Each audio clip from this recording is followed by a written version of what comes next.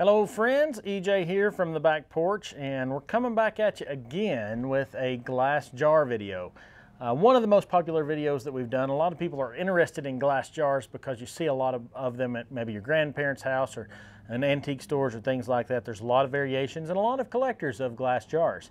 I don't have a lot of information about jars that you might not already know. But I'll give you just a little bit of a survey that you might want to know. Concerning time, you're looking at the beginning of these jars in the last quarter of the 19th century. They kind of replaced these old crocks. You know, food used to be stored in these prior to, say, 1880 or so, and they were replaced with glass jars.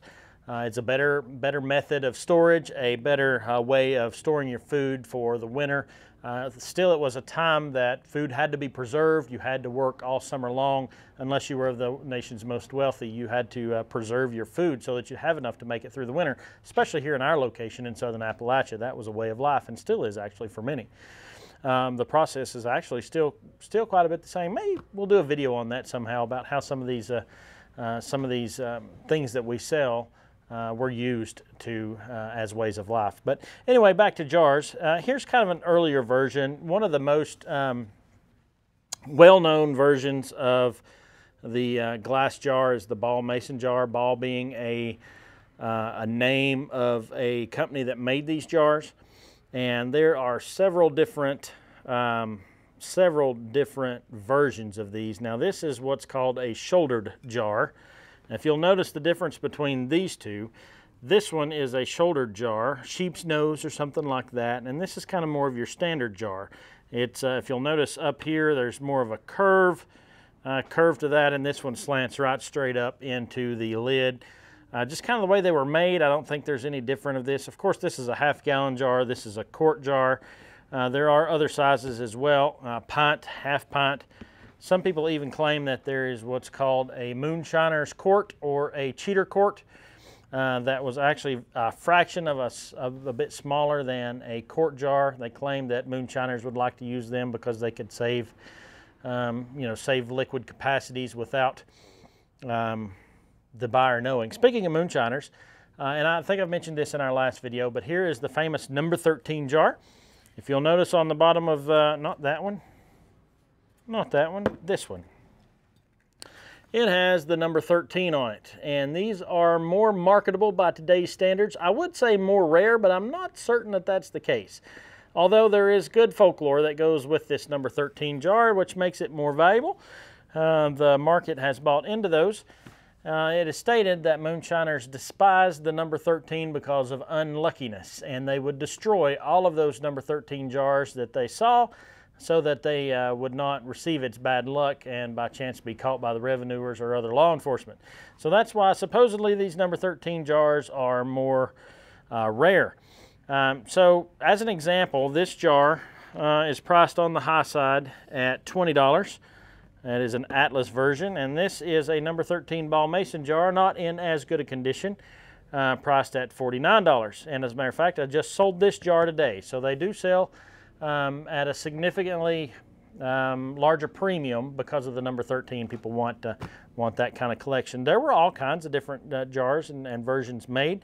This particular Atlas right here, if you'll notice how deep cut that logo and that writing is, that's an indicator of a later manufacturing because of the more precise jar, although this is probably still a 1940s jar. I'm not exactly sure. But that is much later than, say, this. If you'll notice the more primitive style of lettering there on that jar also, which dates this. There's some more bubbles in that jar. Shows a process more primitive than maybe some of the others. There are also what's called bale seal, B-A-I-L, because this is a bale. And it would seal these glass tops, and they would have rubber sealing pieces around them. You'd flip that up, and that's how those would seal, as opposed to the zinc lid options. Those have porcelain in the bottom of them, or I guess in the bottom, and there would be a ring go around those as well, and they would seal when put under pressure or under heat and preserve your food. Now, what we will do in this video is we will add a link to a price guide. We call it the Red Book. It is kind of the absolute rule of thumb for price guides of any kind of fruit jars. So you can find out everything that you need there. You can buy you one of those and give you much more information. There are thousands of different variations. So if you were to ask me maybe what one of your jars is worth, I'd just have to refer to that because there are thousands of different versions. So if you're looking for a lot of information, check that out. Also, I'd like to make note, some companies tried things a little bit differently for marketing options, and that's the case with this square Kerr bottle, or Kerr jar rather.